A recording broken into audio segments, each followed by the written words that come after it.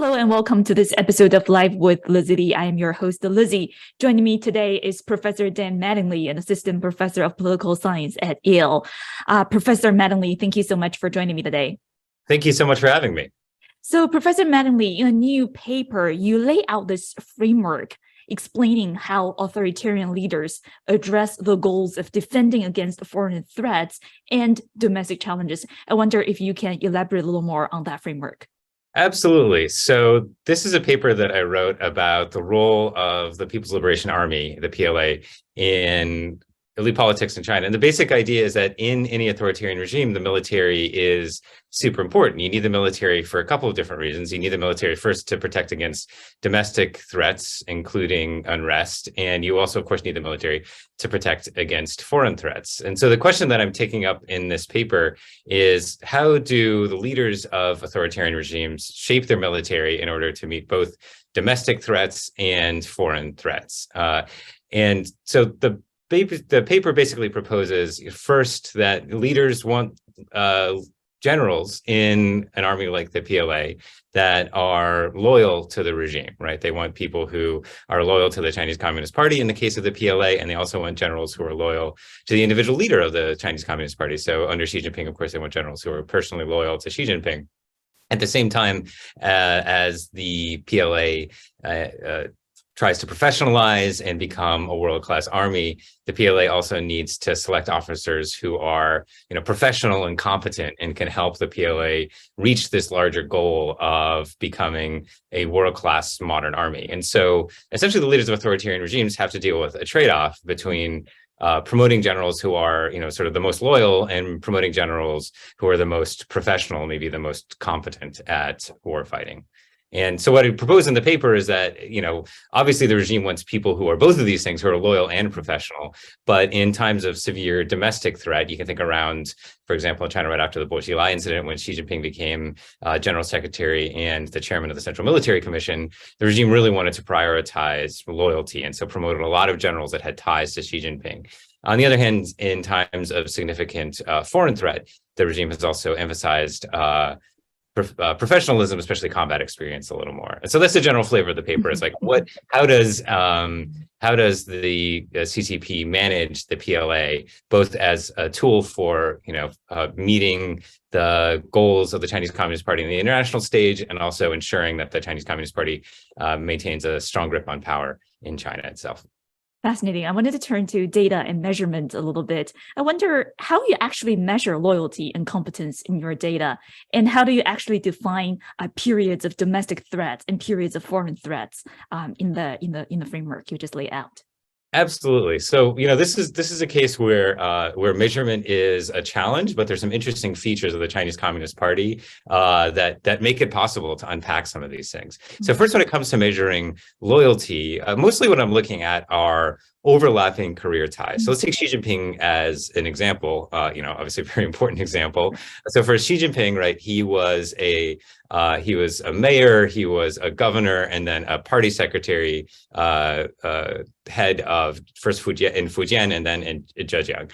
And those positions that he had in local government also meant that he was serving in these local military committees, these district and regional level military committees. So he's actually serving alongside some of these generals. And what we've seen is that the generals that Xi Jinping served alongside, he's systematically promoted at higher rates than generals from other regions. And so that's become quite an important tie, these past career experiences. And I think the way that they're important is, first they help someone like Xi Jinping sort of get to know somebody and maybe build a little bond of trust. And also Xi Jinping was quite systematic when he was a local leader in cultivating the PLA and showing that he essentially appreciated the PLA by using some of the scarce resources that he had as a city and then provincial leader to help the PLA and help local PLA garrisons. So that's how I'm measuring loyalty, are basically past career ties, which do seem to be quite important in the Chinese system. And you can think about past leaders too. Jiang Zemin and Hu Jintao also served as local leaders, and so they also potentially had these bonds. Someone like Deng Xiaoping was a revolutionary, fought in the revolution, was a revolutionary hero, and so some of the ties that he had to the Second Field Army were quite important. Turning to professionalism, the main thing that I'm looking at in professionalism are really two things, and I focus on one of them. So the first is education. So starting with Deng Xiaoping, as the PLA tried to become a more professionalized modern fighting force, they emphasized more and more education, having an educated officer corps. So one way to measure this is just to collect data on the top officers and whether they went to college. That's a pretty simple measure. Now basically almost all of the elite officer corps went to college, but another thing that the party seems to prize is combat experience. And so going through and reading different biographies provided, published biographies by the PLA, news reports were able to identify officers who had prior combat experience. For the current generation, this is mostly combat experience in the conflict with Vietnam that started in 1979 and continued then at a lower level through the 80s. So actually, there are two current members of the CMC who have combat experience in Vietnam. This question of how to measure domestic and foreign threats is admittedly trickier. So in the paper, I look at different ways and different ways of measuring different periods as period of foreign threat or domestic threat. The main way that I measure it is for example, the period after 1989 and around 1989, I code as one period of domestic threat after the 1989, student-led protests and crackdown. And then also looking at the period around 2012 when there is a sort of evident leadership split around the Bo Xilai incident as another period of domestic threat. And then, so the paper mostly covers the era from Deng to Xi Jinping. So I also look at the rise of Deng Xiaoping as potentially another, and from 1978 to the early 80s as another potential period of domestic threat as an alternative way of looking at it.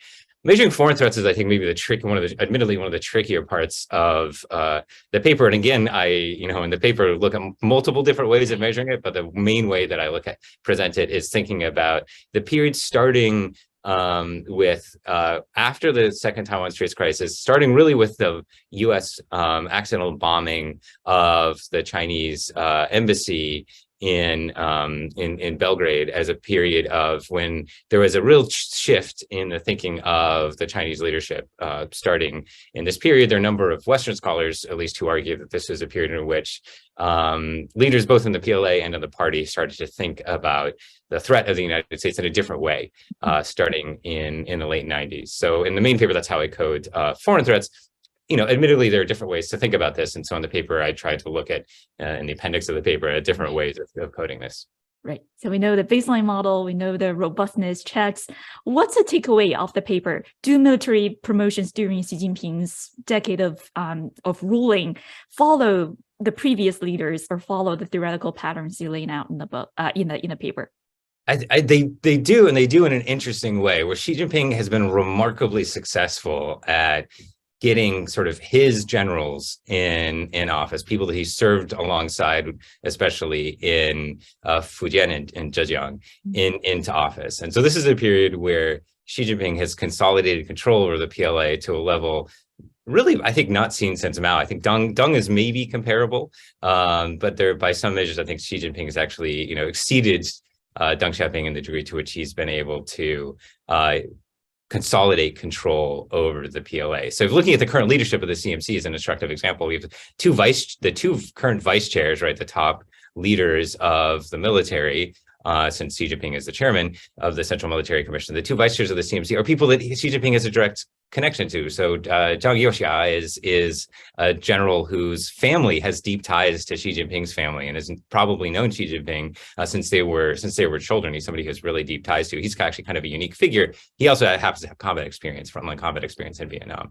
The number 2 ranked CMC chairman, He Weidong, is also somebody who Xi Jinping served alongside with in Zhejiang. So another person that he has direct experience with. And there's a third member actually of the small 6-member military member CMC, who is somebody that Xi Jinping served alongside. And if you look at the rest of the officer corps, this is a pattern that holds outside of the very elite echelon of the 6 military officers in the CMC. Xi Jinping has really consolidated control over the PLA. And I think that's, if looking outside the paper, I think that's one way to think about, how has Xi Jinping been able to consolidate civilian power? Partly because he has control over the guns.